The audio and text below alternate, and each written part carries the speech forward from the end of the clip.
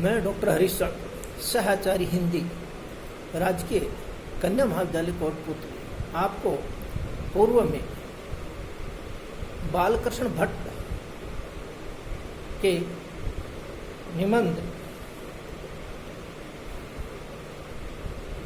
साहित्य जनसमूह के हृदय का विकास है, इसकी व्याख्या बताई गई थी। अब आगे की व्याख्या जो है वो है प्रातः काल उदयनमुखी सूर्य की प्रतिमा देख उनके सीधे साधे चित्त बिना कुछ विशेष छानबीन किए इसे से लेकर उस समय अब के समान राजनीतिक अत्याचार कुछ न था, इसी से उनके साहित्य राजनीतिक की कुटिल उक्ति युक्ति से मलिन नहीं हुआ था। ये व्याख्या है। इसमें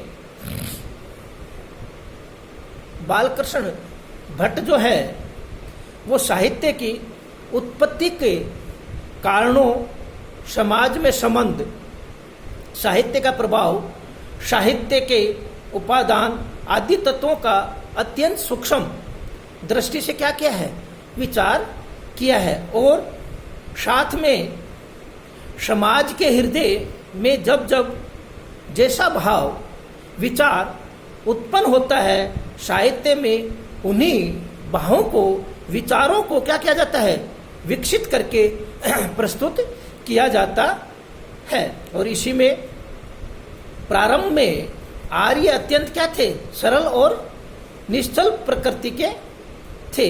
कवि कहता है कि उस विचार भैव एवं व्यर्थ के तर्क वितर्क से क्या थे, वो दूर थे, कभी भी तर्क वितर्क नहीं करते थे। और उसके आर्यों के निष्कपट उदार भोलेपन का सहज हृदय जो है उसमें क्या है, जो विकास है वो दिखाया गया है। व्याख्या है कि आर्य जो है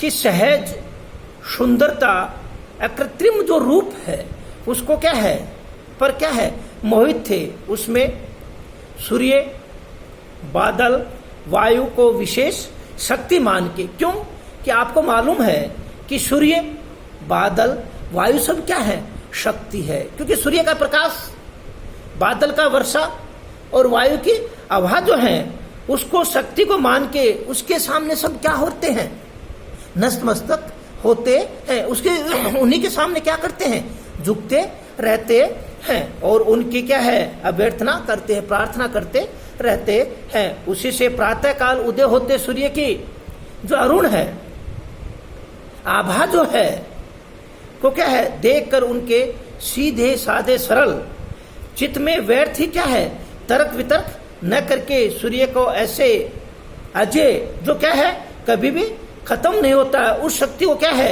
मान लिया जाता है। उसी की क्या है, विषय किसी न प्रकार से उसकी जानकारी नहीं होती है। और उसी के क्या है, सूर्य के अज्ञात अजय शक्ति को के रूप में क्या है, वो उभर के आता है। तो सूर्य के क्या है, यहाँ पर जो शक्ति है उसको बताया गया है। सूर्योदय के साथ ही आर्यों ने मानसिक तथा शारीरिक और अन्य प्रकार की सुख अनुभव किया है। इसीलिए क्या है, पक्षियों का जो क्या है, कलरव जो है, स्वर जो है, वो प्रातः काल क्या होता है, प्रकृति सौंदर्य को क्या करते हैं, प्रार्थना करे, अभ्यर्थन करते हैं। और उसी में क्या है, संगीतमय धीरे धीरे क्या करते हैं, गुनगुनाते हैं। इसी से क्या होता है, सामवेद प्रकृति जो है उसमें अभिनंदन में गाए गए संगीतबद्ध गीतों का क्या होता है,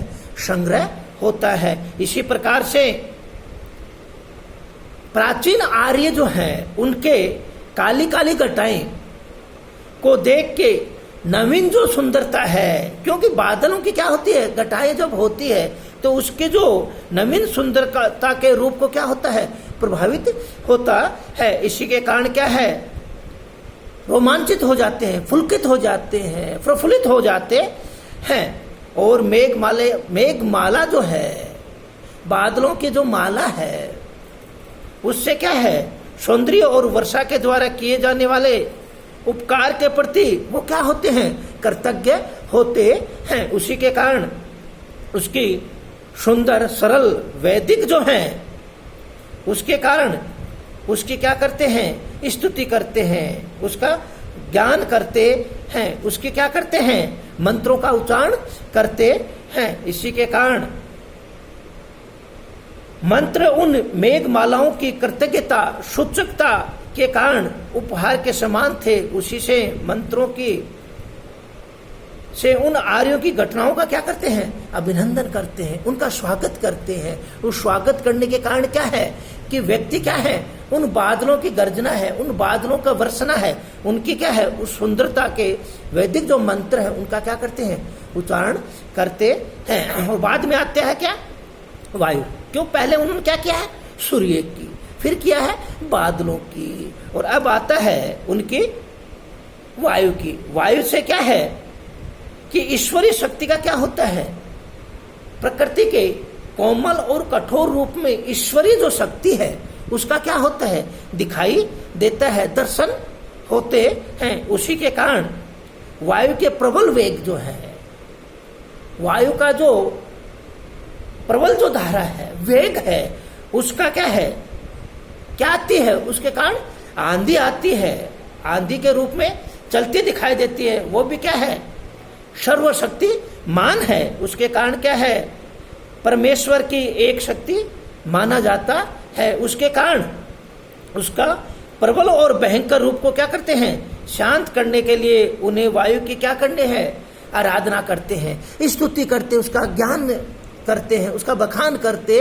हैं, उसके सामने नतमस्तक होते रहते हैं। तो देखिए वायु भी क्या है कि प्रकृति की एक महत्वपूर्ण अंग है। उसके कारण क्या है कि उसका तात्पर्य है क्या कि आर्यों के अति प्राचीन ग्रंथ वेदों से प्रकृति क्या है कि विभिन्न रूपों से उनकी क्या करते हैं, रूपों की प्रार्थना मंत्रों के उच्चारण के कारण की जाती है। उसमें वायु का भी क्या है कि उस स्तुति के कारण, उसके कारण उसका क्या किया जाता है कि उसकी स्तुति की जाती है, आराधना की जाती है, व्याख्या की जाती है, उसका प्रार्थना की जाती है। ये मंत्र ही ऋग्वेद या सामवेद जो हैं, चार जो वेद हैं उनमें ऋग्वेद और सामवेद जो हैं उनसे क्या की जाती है, अत्यंत पवित्र, अच्छी लगने वाली, सरल ऋचाओं से क्या है, बनी हुई है। उसके कारण सरल जो हृदय है,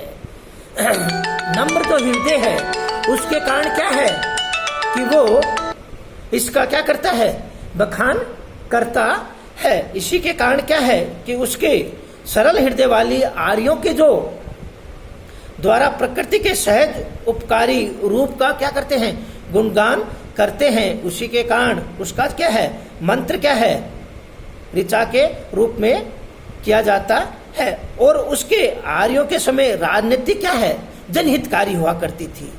जो क्या है कि राजनीति ब्रिटिश काल की कुटिल जो है उसमें नहीं होती थी। वो क्या है, सभी क्या है, कोई अत्याचार के रूप में नहीं होती थी। और वो क्या है कि ब्रिटिश काल की कुटिल और अत्याचारी राजनीति के साथ तुलना कर देखते हैं तो क्या है कि उसकी जो ब्रिटिश काल की राजनीति अत्यंत नरसिंह, अनाचार, अत्याचार से परिपूर्ण व्यक्त थी। राजनीति में पवित्रता और लोक रक्षा का भाव था, इसलिए उन आर्यों का साहित्य वेदों के किसी भी प्रकार मलिनता है भावना का नितांत अभाव था। क्यों कि ब्रिटिश काल में राजनीति जो थी वो कैसी थी, अत्याचारी थी। तो देखिए यहां पर क्या क्या, सूर्य, बादल, वायु और राजनीति जो है उसका बालकृष्ण भट्ट ने क्या किया है, उस निबंध के अंदर जो साहित्य जन समूह के हृदय का विकास है उसमें क्या किया है, व्याख्या की गई है। इसमें विशेष क्या है कि वहां पर वैदिक समाज जो है उसका इसमें वर्णन किया गया है और प्राकृतिक को सरल, सुंदर और सहज रूप में वर्णन किया गया है। और समाज के सामाजिक राजनीतिक जो वातावरण है उसको भी छलहीन, कृतज्ञहीन, परिपूर्ण बताया गया है। और सामाजिक पदावली का प्रयोग आकर्षण रूप में किया गया है। देखिए यहां पर चारों चीजों का क्या है कि बालकृष्ण भट्ट ने उस साहित्य जन समूह के हृदय का विकास है के अंदर किया गया है। जय हिंद, जय